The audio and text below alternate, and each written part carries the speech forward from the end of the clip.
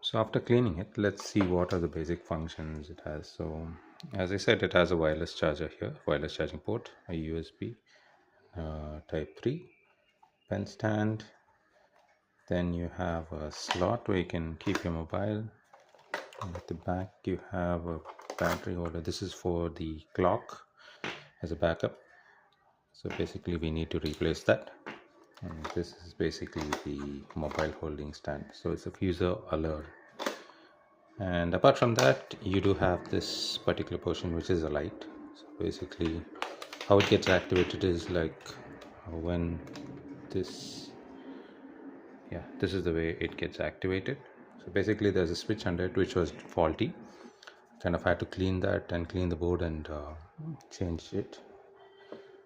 So basically let's try it out, let's check it out for now and see if it is working. Before that, let's just change the CMOS battery, basically the backup battery.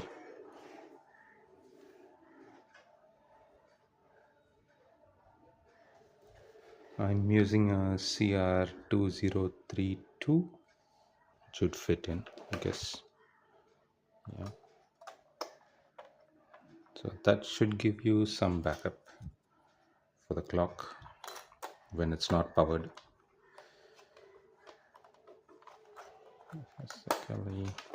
Yeah. And to power it on, let me just use an external power bank that I have. Just gonna connect it and switch on the power bank. Okay, so basically you see the light lights up. Then you can see there is a clock here, and yeah, let's just check how this light works. So basically there is a switch, as I mentioned, under this. So if this is pulled, it lights up. Okay, so when you connect it this way, yeah, this is how it looks. And then when it goes off, you can switch it off. So basically this is how it is. And let's see whether the wireless charger works. So I do have my phone here. Let me just put it in the check.